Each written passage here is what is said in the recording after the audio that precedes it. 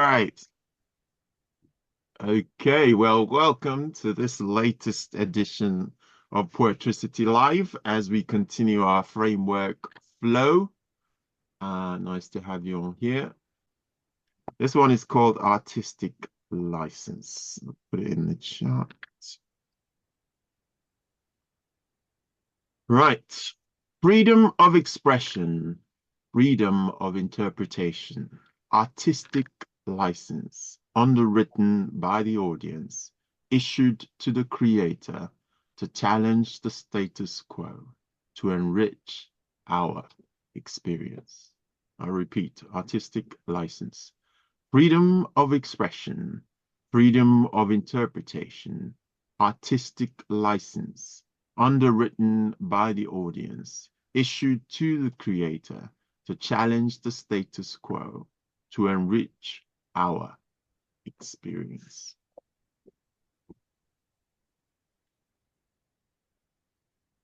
What are you hearing in that?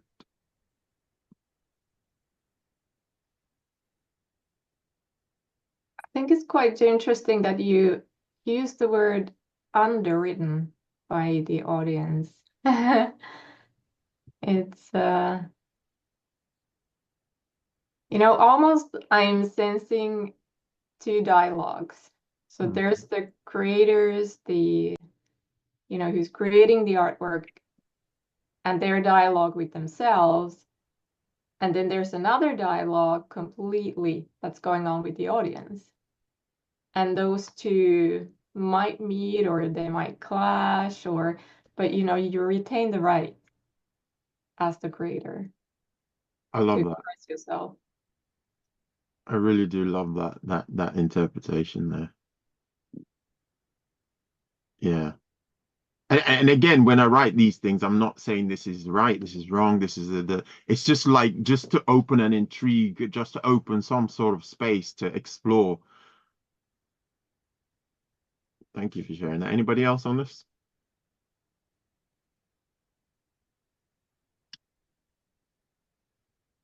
Okay. So I'm going to give a bit of context to it. Maybe that might help people kind of, I mean, nobody has to say anything about it, but really it's interesting. The whole exploration is around this idea of interpretation and how the mind wants to take interpretation and make it fixed. The mind wants to take something and go, oh, this is what it means. This is only what it can mean.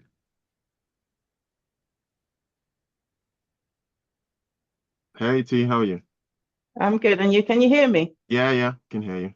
Oh, cool. Hi, Durga. Yeah. Well, I thought I thought the theme seemed, unless I've got it wrong, it seemed to be sort of along being sort of creativeness and things. Yeah.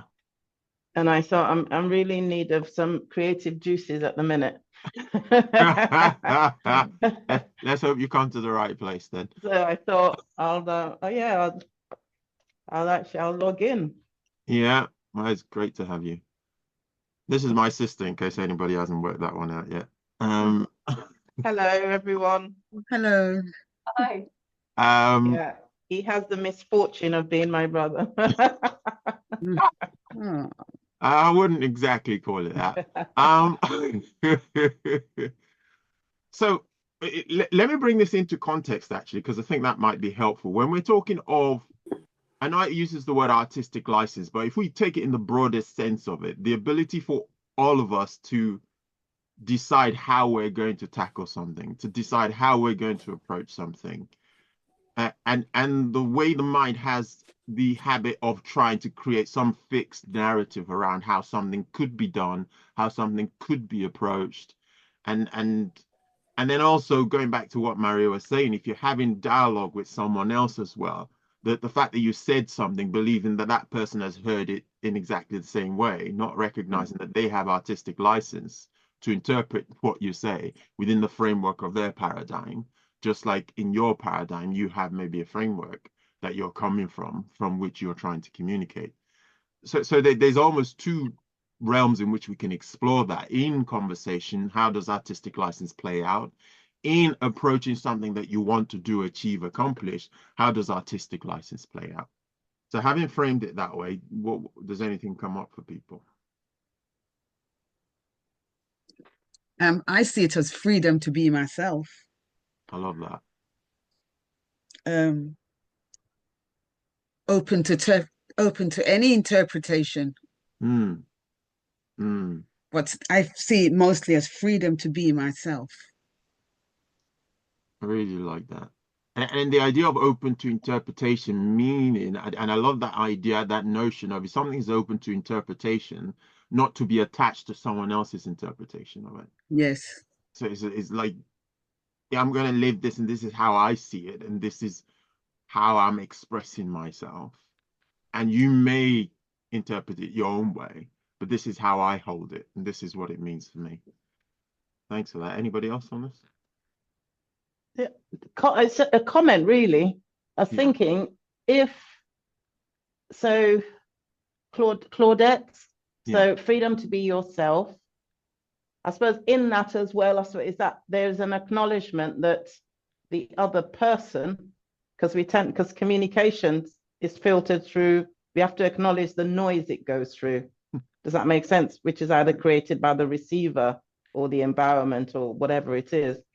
Does it also include that acknowledgement, or that actually, yes, I've got the freedom to be myself, but actually the person receiving that also, does that make sense, that there is a filter that it goes through, and they have that they have that that it may be received, or by the time it's received by them, it could be totally different from what you'd intended. Does that make any sense at all? Is that it just makes sense. But for me, it's almost like if I have the freedom to be myself, it's almost saying that everybody else involved has the freedom to be themselves. Therefore, we're going to get lots of open interpretations. Yeah. And what's interesting about that dynamic is that it's understanding, because sometimes we take responsibility for someone else's interpretation, right? So it's kind of that, where do you that process of checking in, this is my intention, this is where I'm coming from, but the other person might see it differently. Do you give them the space to do that? That was my point, really, is if you give them the space. Because sometimes we then carry the burden of, this, that, and the other. Is like, okay, I'm learning about this other person. I'm learning about their framework and how they interpret the world. That what I've said and what I've done has translated in this way for this person. That gives me information, intel on that person and where they're coming from, how they see the world. And it's not making it right or wrong. It's just appreciating that. Anything else on this?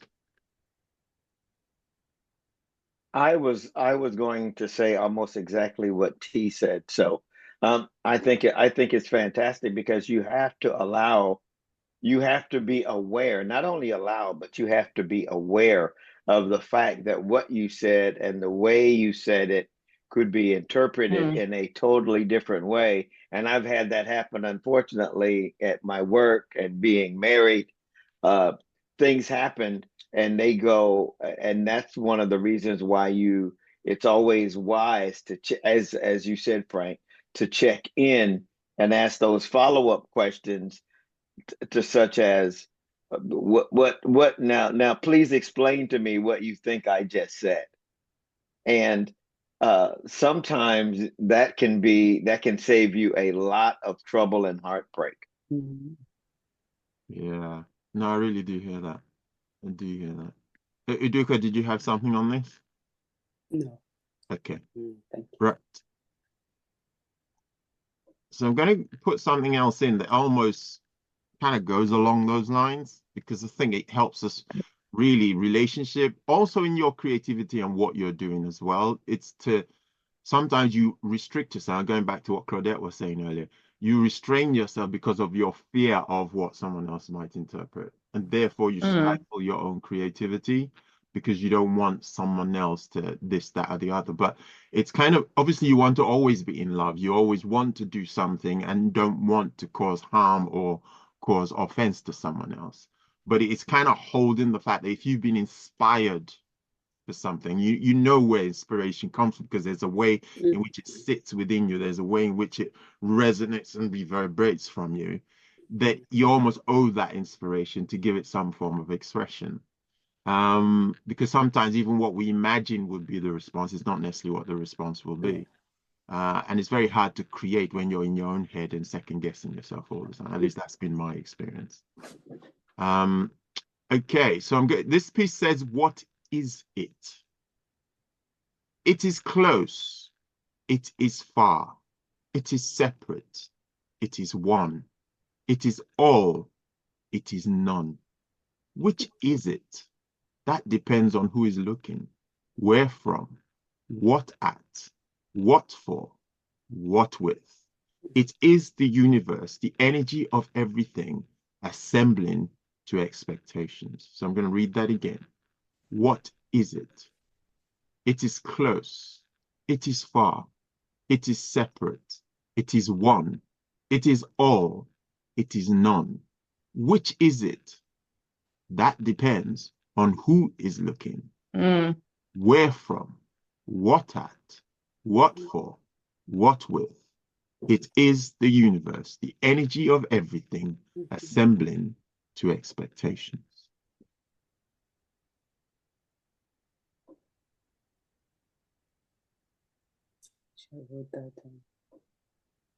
Actually, what struck out to me is the line, it is all, actually, because, yeah.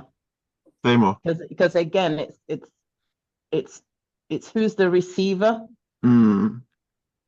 So it could be any of those things. Does that make sense? Like, yeah. I think, yeah, this is communicating to me really that it could be anything depending on who is the person who's the person receiving, who's on the receiving end.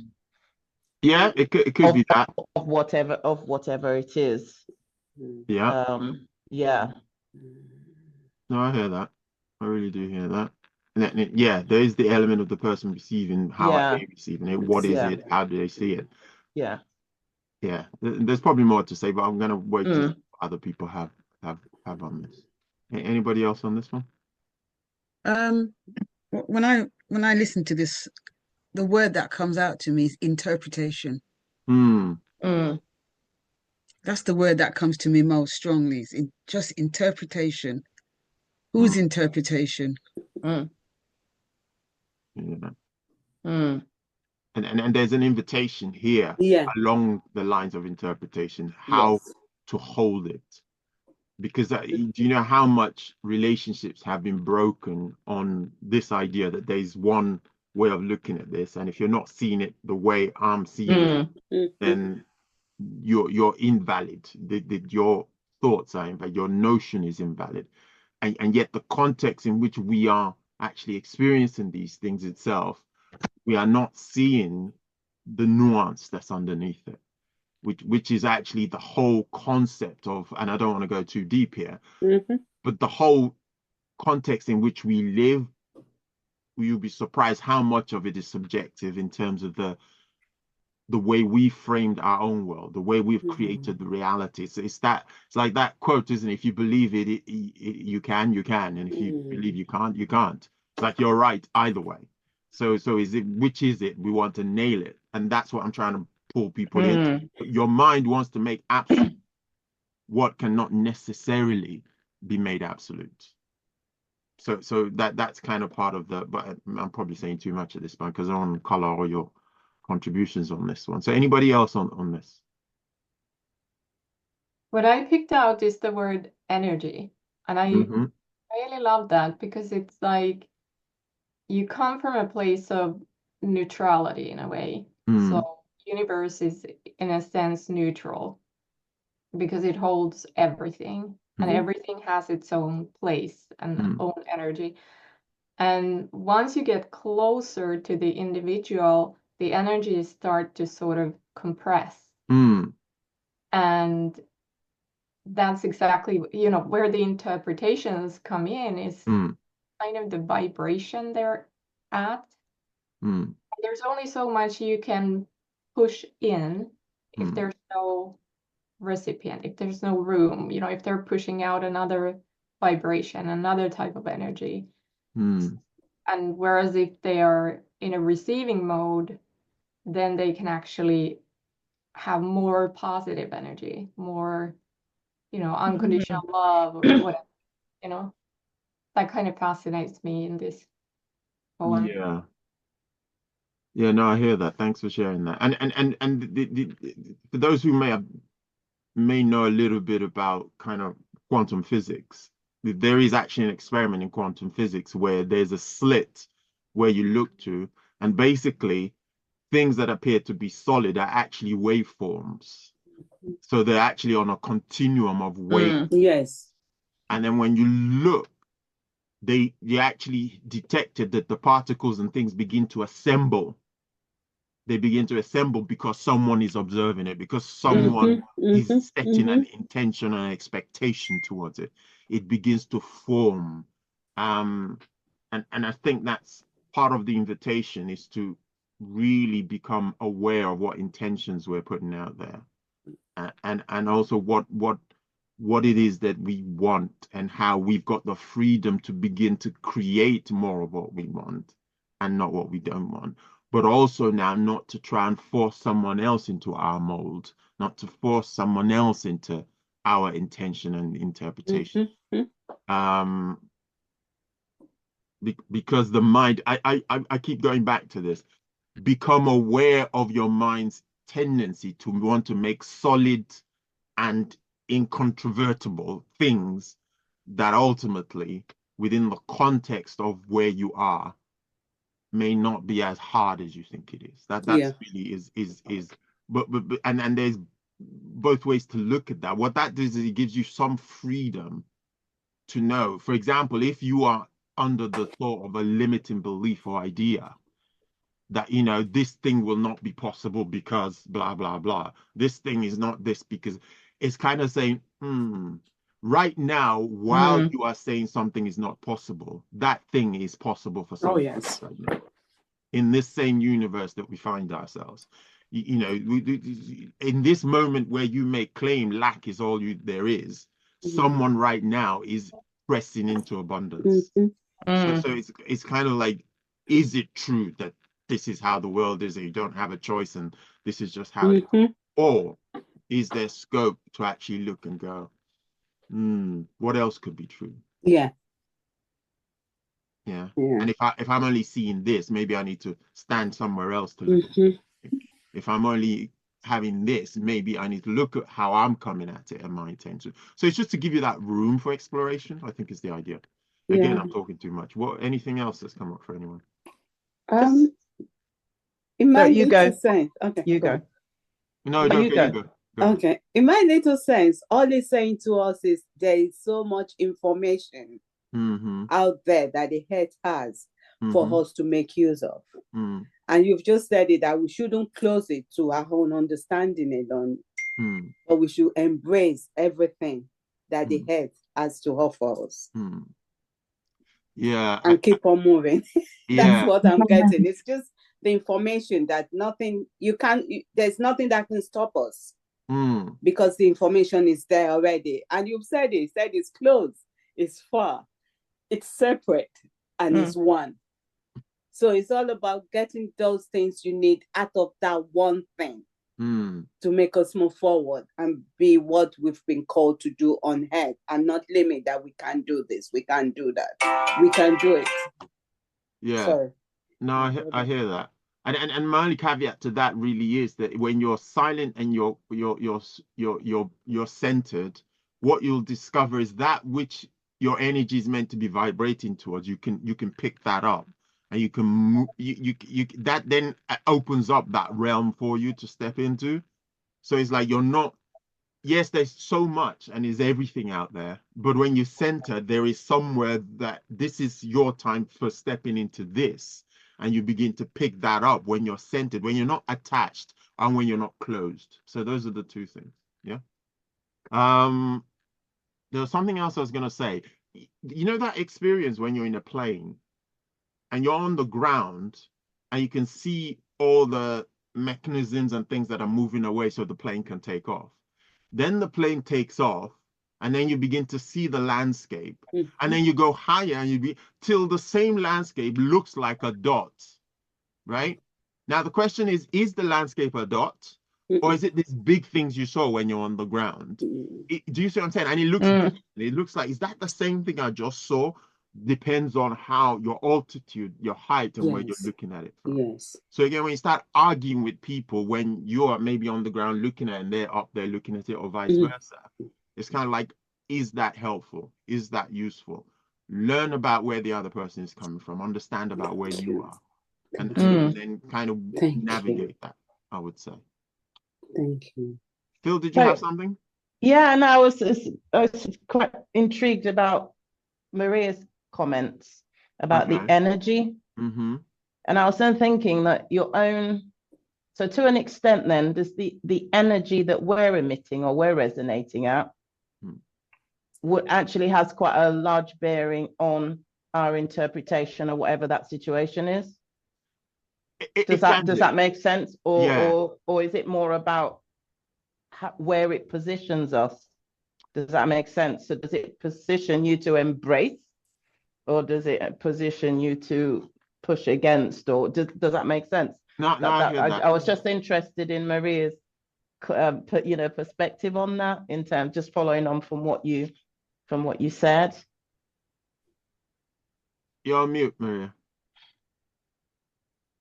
It's something I've been struggling actually this week, is in this conflict when you're trying to emit an energy that is actually conclusive, and inclusive, and then somebody is blocking it, So I think very often we have that capacity to really expand, to be part of the universe and find that central, place where we feel grounded. But we don't, because we're like too much in our minds. Just kind of going around, and we don't even realize that we need to drop the guards for a bit. Yeah.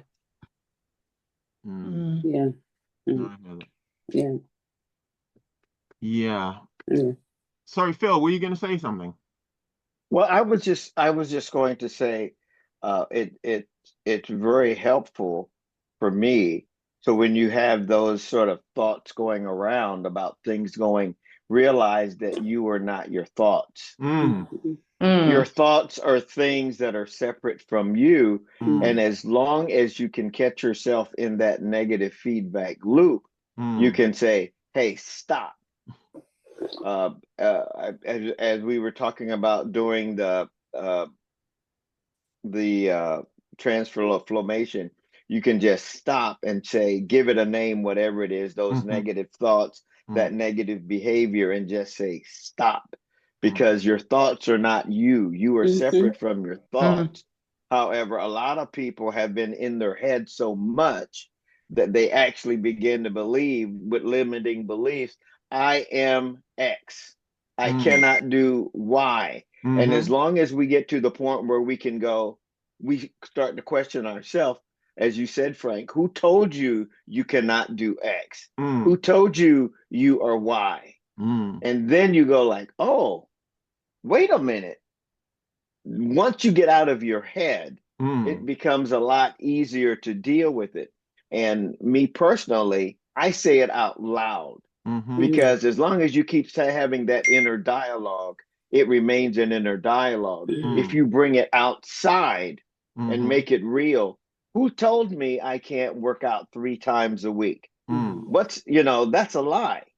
So that's just my technique, and it works for me, because realize you are not your thoughts. Your thoughts are just things.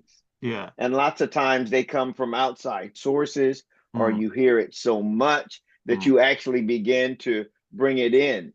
And what we need to do is realize what's happening and discard those things that don't serve us. I love that. Thank you very much for sharing that.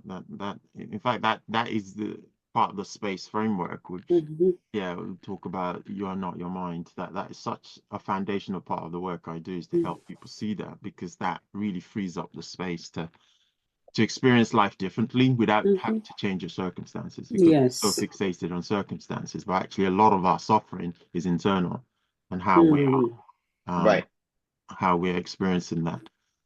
Okay, so here's another piece called Intrigue. The intrigue and mystery of discovery brought to every moment in front of me, though I have desires of what may be, an idea of what I should probably see. The thoughts arise as they wish. The words come as they see fit, bearing their fair share of surprises. Moment unfolds at their own whim. It's been this way since I have lived. The mystery of life in unfolding, still my illusion of control persists. So I'm going to read this again. Intrigue. The intrigue and mystery of discovery, brought to every moment in front of me, though I have desires of what may be, an idea of what I should probably see. The thoughts arise as they wish. The words come out as they see fit, bearing their fair share of surprises. Moments unfold at their own whim. It's been this way since I have lived. The mystery of life in unfolding, still my illusion of control persists. Hi, Auntie, how are you? Yeah, so I don't know, the thing that jumped out at me was stuck in your, I don't know, the phrase stuck in your ways. Okay. Yeah, that really is what I see from this. It's almost like, and then it's almost like this sort of discovery of, oh, actually it could be something different, but actually, even though you might, there's a consideration of it, because you're stuck in this for quite a while, it won't necessarily, it may not necessarily result in any change. Does that make sense? It's like you're just stuck, and yes, that's the way it's been. I might have opened my eyes to a different reality, but actually I'm always then going to default back to that which I've always known. Yeah, to me, yeah, that's what really comes at me, is just being stuck, and just being stuck, and almost, and that you've given yourself permission to stay stuck, because that's the way it's always been. That's what that's what resonates when I look at this. No, I hear that. Yeah, it's an interesting one, actually, because it actually is the antithesis of that, but it's good that came up, because then the conversation we're going to have is going to help provide avenues for becoming unstuck. So that's valid as well. Thank you. I'm particularly interested in the last line. Thank still you. my illusion of control persists. Yes. And I see this poem is about our default is to always want to control things. Our default is that we always want to control things, and sometimes when we're trying to control things, we miss so much other things, spontaneous things. And we limit ourselves to discover things because we're too busy trying to control. I like that. I like that. I really do like that. That there is something about that in there. And Andrika, since you're reverberating with this very, very highly, maybe share what's coming up for you. I still in everything you've written, is the last bit that spoke deeply, because sometimes when I think Maria was talking about energy, there used to be a time when people say energy, I used to say no. Yeah. Because you want to control what you have. Yeah. You don't want any distraction because of the knowledge you have already, and of some things being good or bad, or something that out of the community you've come out of.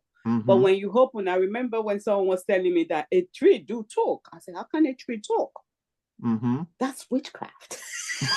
But now I have seen that everything is a living thing on earth. they are there to do something for us. So I tend to be deep now and just listen. And if I think it won't be beneficiary, I leave it where I've taken it from. But it's good to have more knowledge in life. That is, that expands us a lot in life.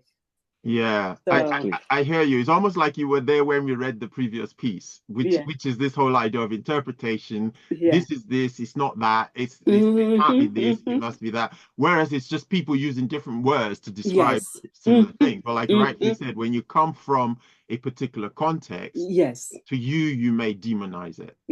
Right? But actually you may be describing exactly the same thing. And it's the assumption that because you come from a certain bias means that you have exclusive rights to those experiences and the benefits of whatever that may be. But the divine is universal. So it's kind of, it's an interesting one. Thanks for sharing that. I want to go back to Claudette actually on this whole idea of the illusion of control. That whole idea that the whole piece is about illusion of control. And the question for us then is, in what way are we holding on to the illusion of control? And don't hear me that the illusion of control is wrong either. It is actually a necessary illusion. The point here, going back to what Phil was saying, was that we need to be aware of its purpose. We need to be aware of when it serves us and when it doesn't. Yes. Right? So we need the illusion of control to be able to have agency. So that's where we say, I want to go to the market. So we need the idea that we can organize ourselves to go to the market. Do you see what I'm saying? So that is the necessity of the illusion of control. However, in the doing of that, we assume that we have direct control of every action that's going to lead to that. Do you see my point? Whereas actually, when you think about it deeper, you realize the fact that I intend to speak right now doesn't mean I have pre-picked every single word I'm about to speak. I've just opened my mouth with an intention to speak, and the words that form my speech are coming out in real time without me necessarily stopping and thinking, yes, I'm going to use this word, then I'm going to use that word, I'm going to use that word. Do you see the point I'm making? So actually, there's lots of things that are happening around us that we are lending ourselves to that which is imbibed in us and just expressing. That we don't control every single nitty-gritty detail, and we don't need to either. And we can feel okay with that. Right? Does that make sense?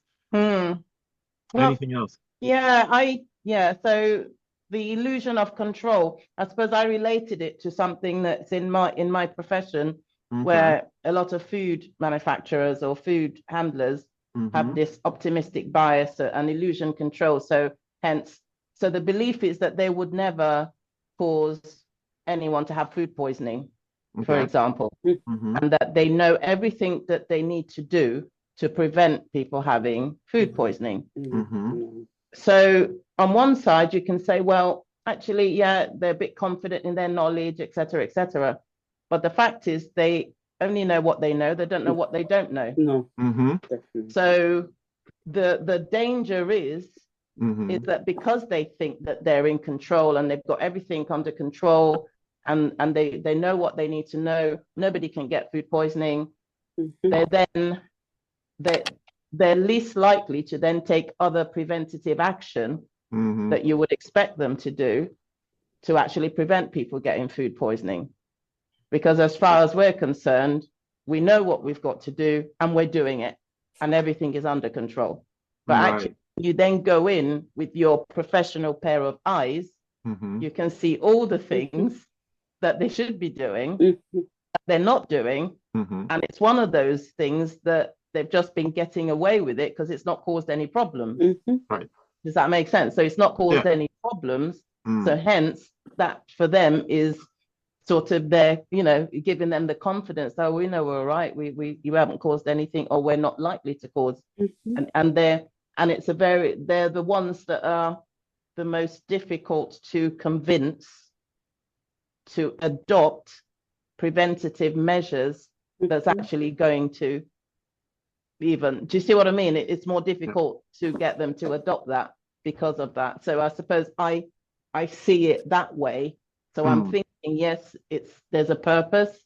However, but it's the individual then realizing And I think being open to, Yes. you know, the fact that actually there are some dangers in that illusion of control because of this optimistic bias Because behind it. Yeah.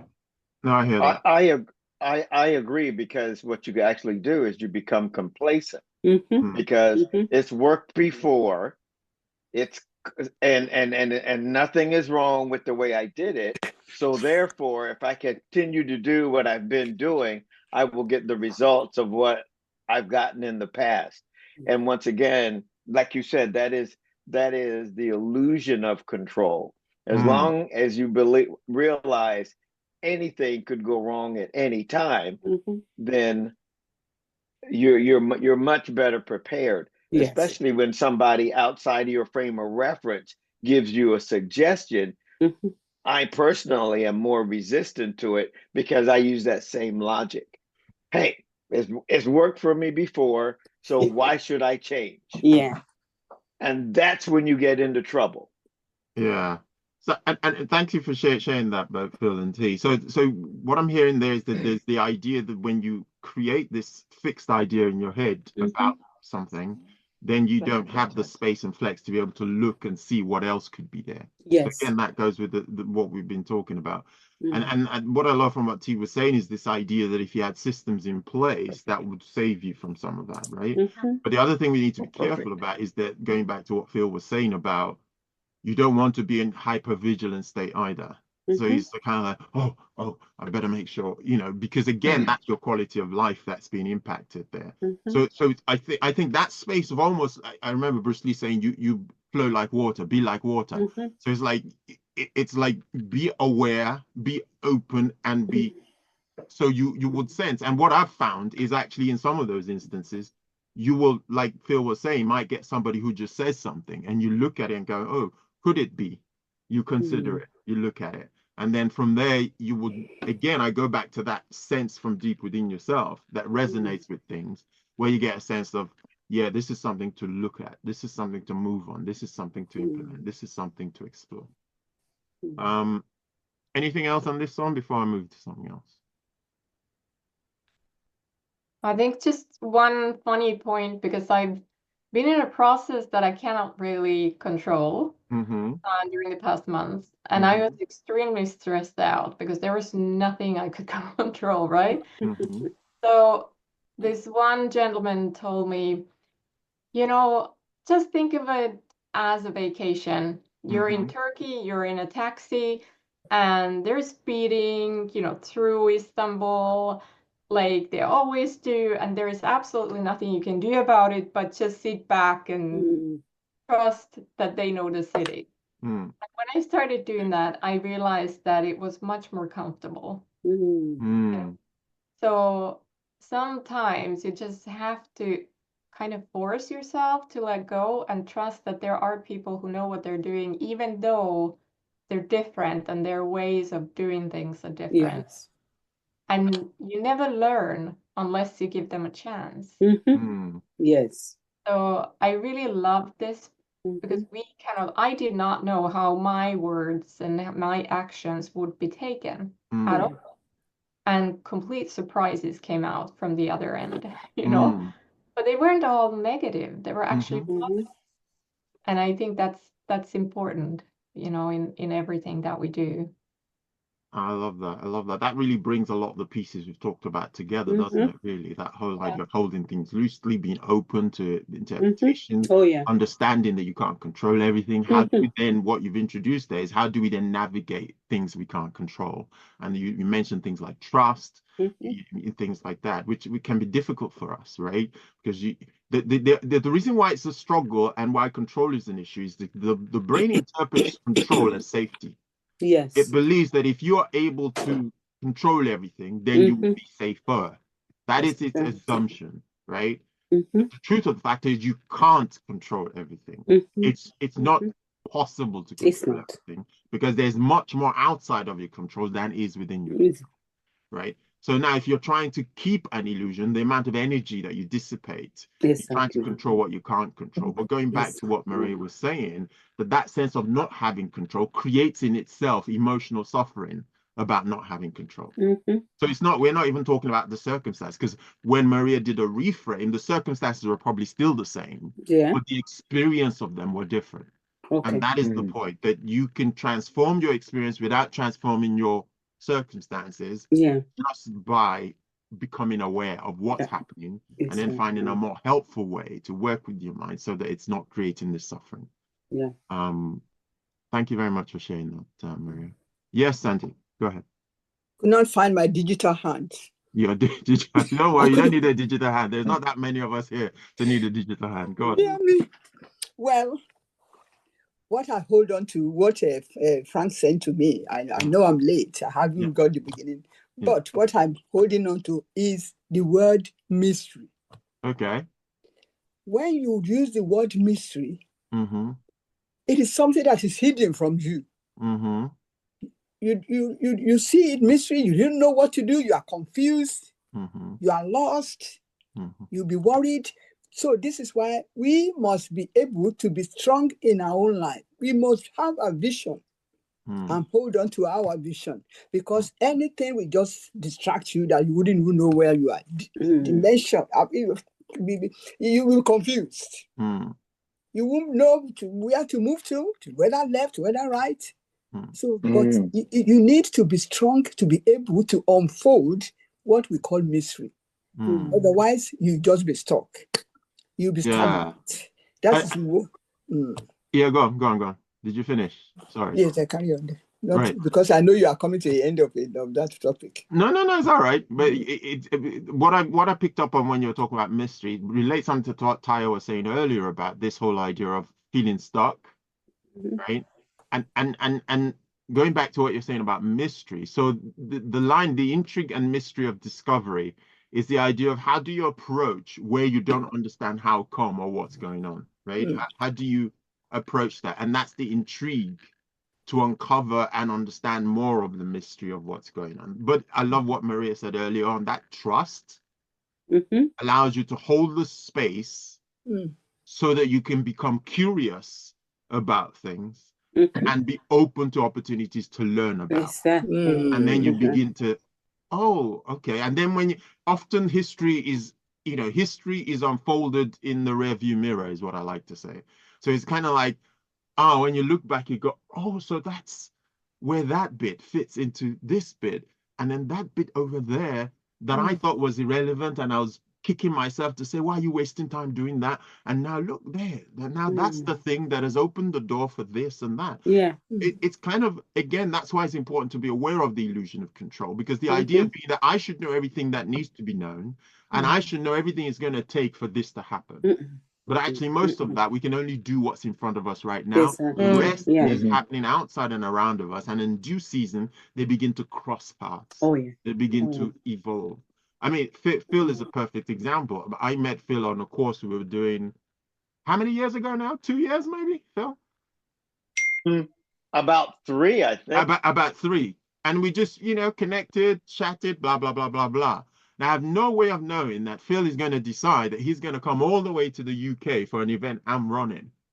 Do you see my point? So I couldn't have predicted that. I couldn't have done anything to really make that happen. Do you understand what I'm saying? But somehow, just by doing what was in front of me, it happened. So it's kind of this idea that actually not having control is not a bad thing, because it opens up the door for mystery to unfold, and for us to experience things in a way where we then go, wow, the universe is clever.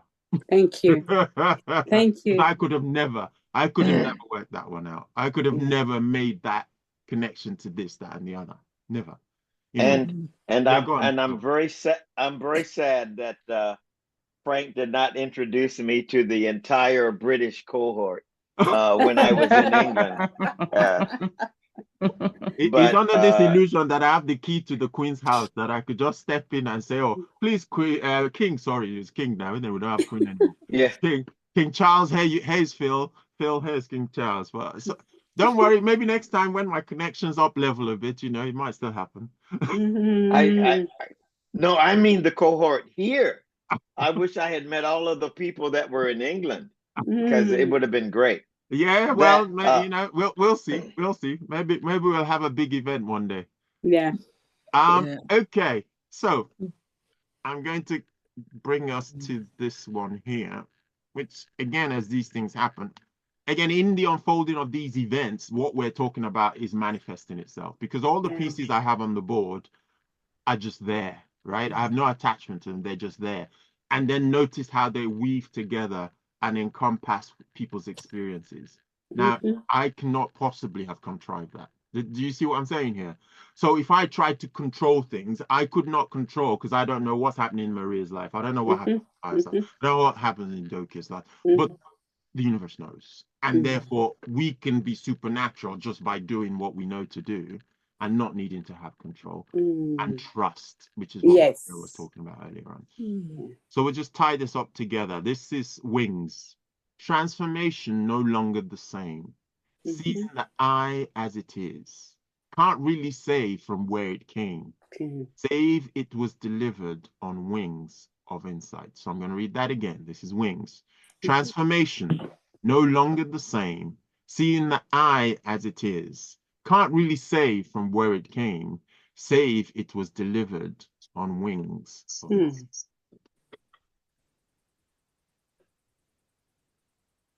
What are you hearing?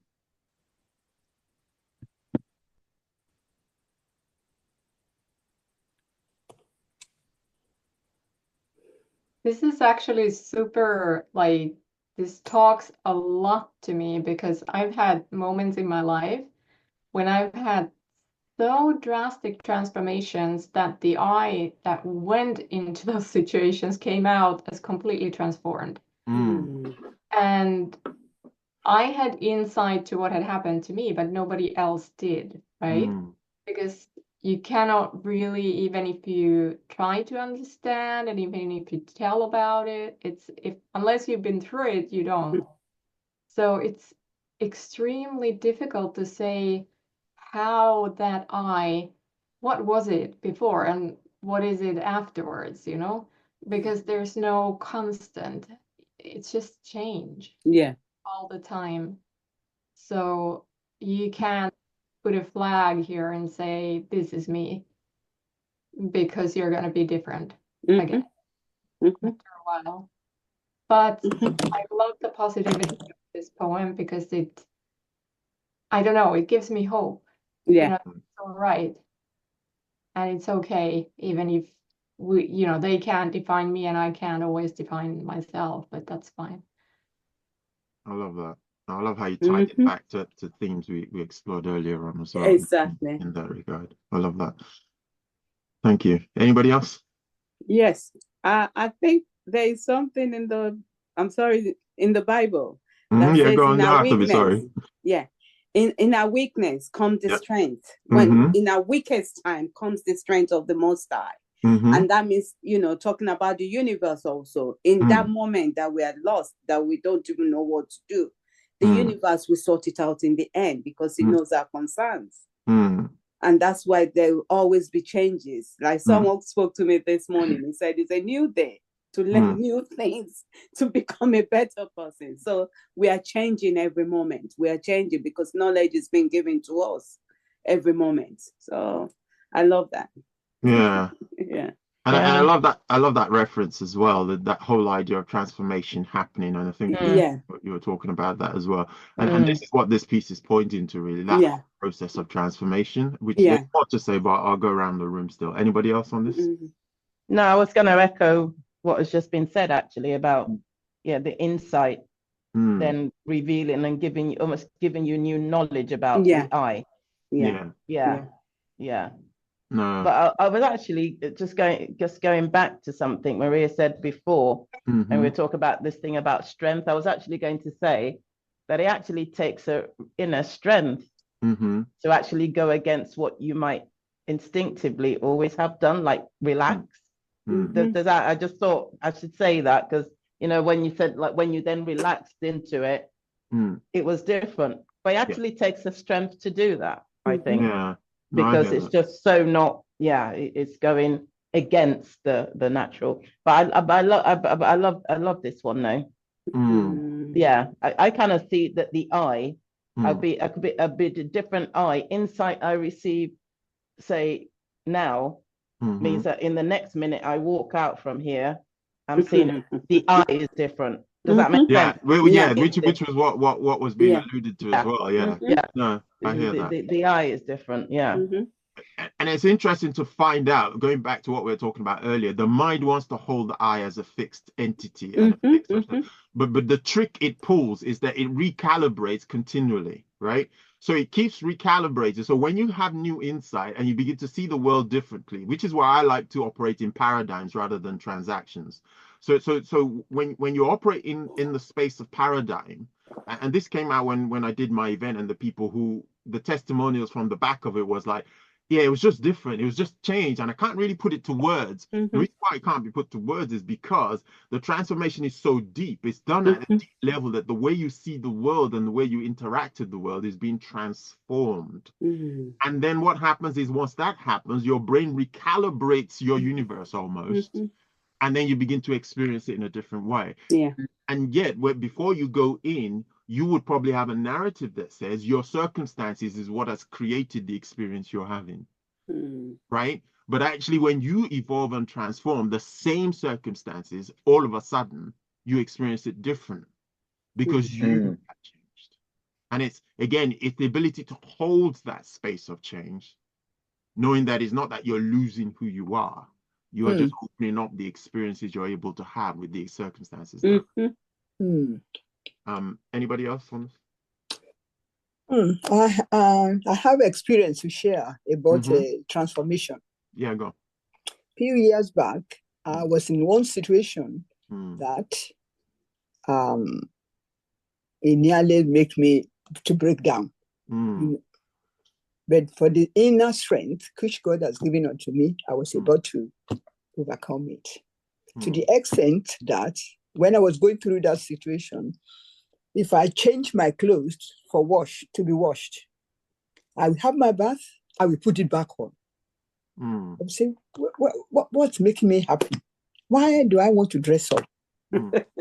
What's wrong with me? I will have to go back to the dirty clothes that I wanted to wash. I will put it on. So I was going that particular day, I was going with my bag, then I put my bag down in the street. Confusion came.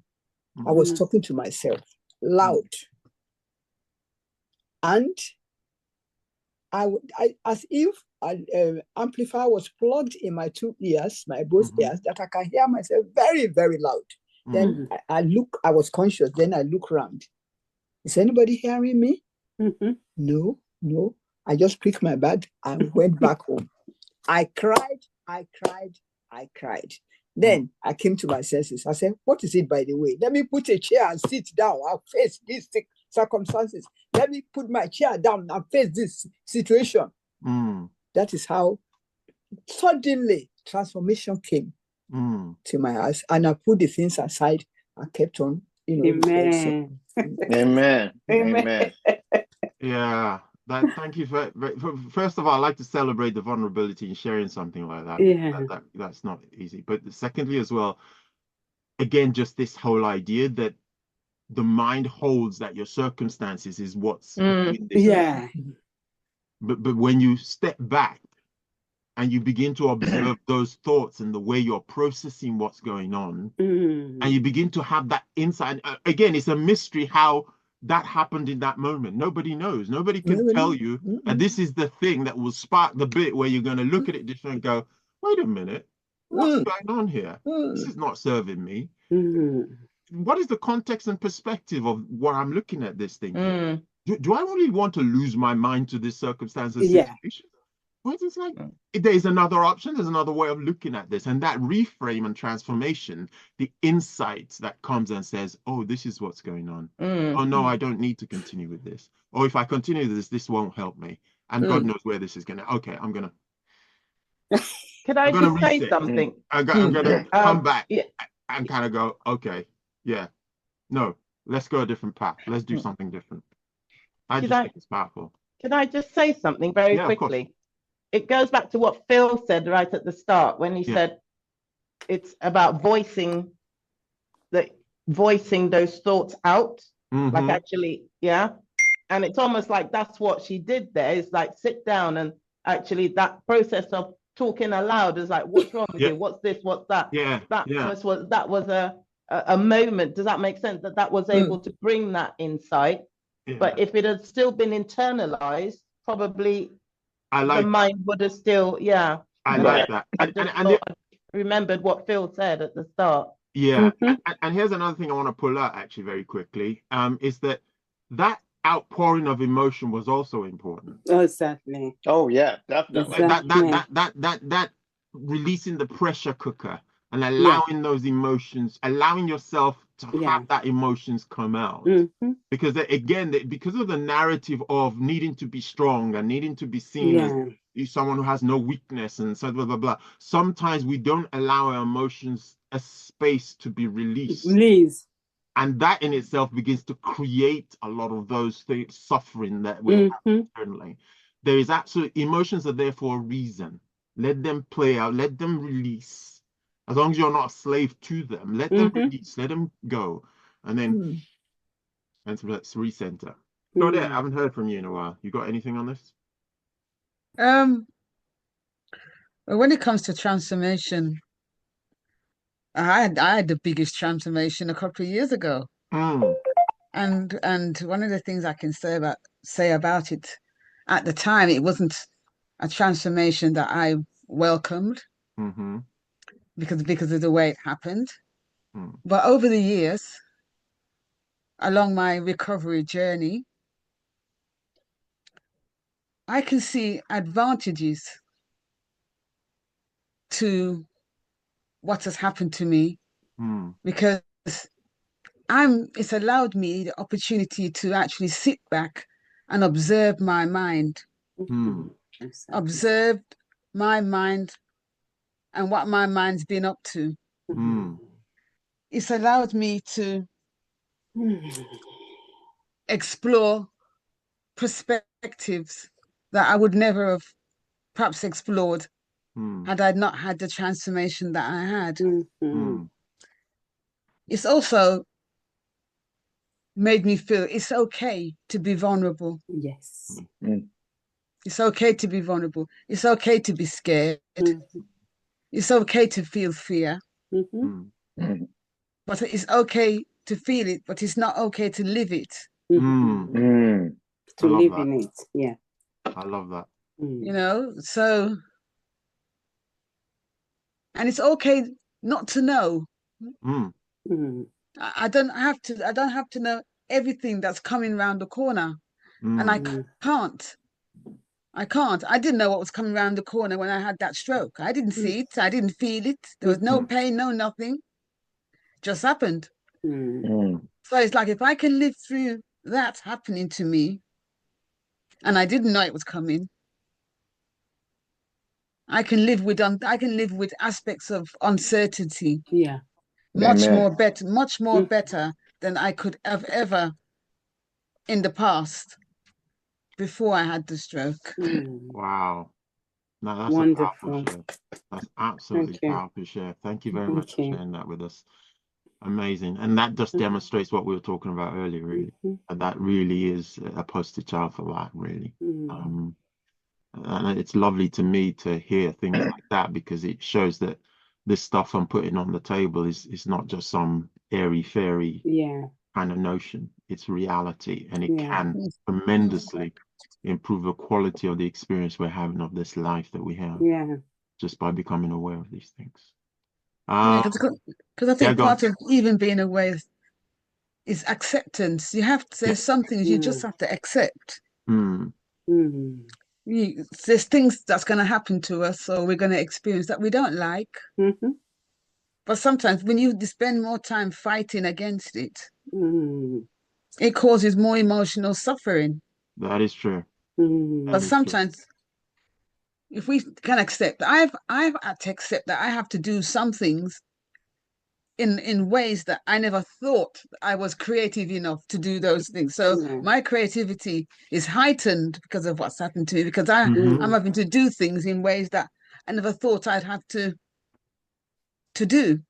I can't do certain things in the way I used to, but I do those things because I found other ways to do it. Yeah. I love that. I love that. And I've looked for other ways because I've had to accept I can't do it this way, but I can do it this way. Yeah.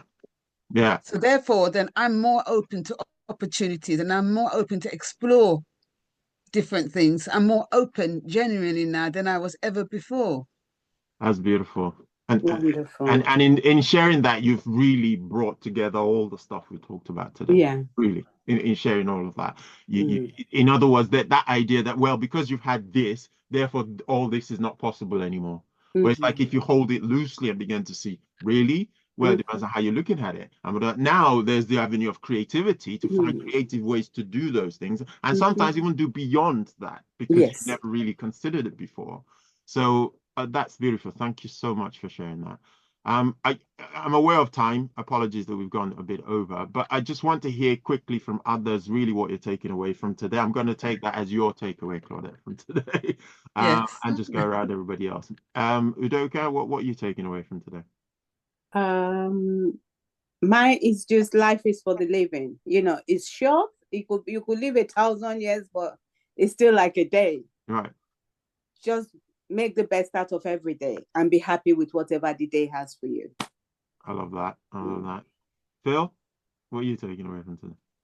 I'll go along with what Auntie came up with, and it just relates to the biblical story of the prodigal son, where it says he was in the pig pen, and all of a sudden it's sort of like he came to himself.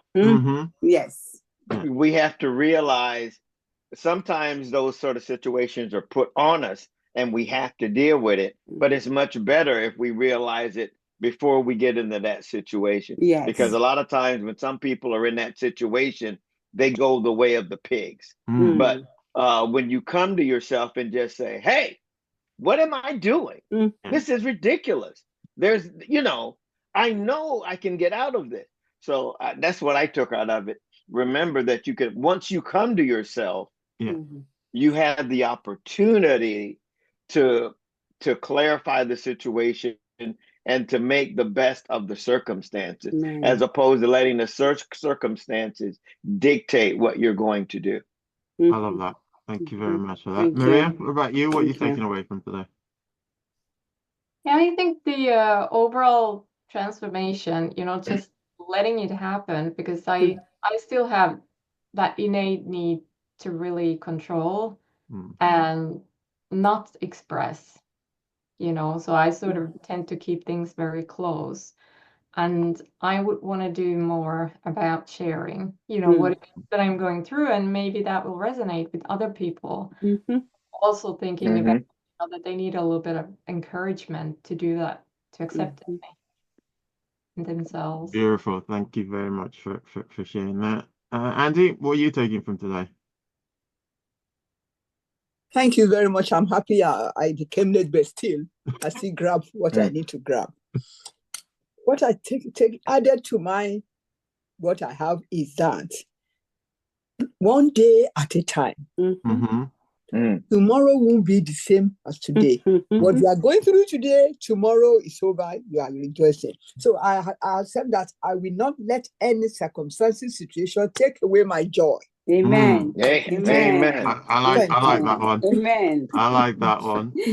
All right then. Well, it's been an absolute pleasure spending this time with you, and I celebrate all your willingness to vulnerably share about your personal experiences, because it makes the whole narrative much better, and it's very reassuring for me to know that the things that I'm sharing and putting on the table are resonating at these levels. So well done. Thank you very much. Thank you. Well done. Nice meeting you all. Okay. Have a great weekend. Frank.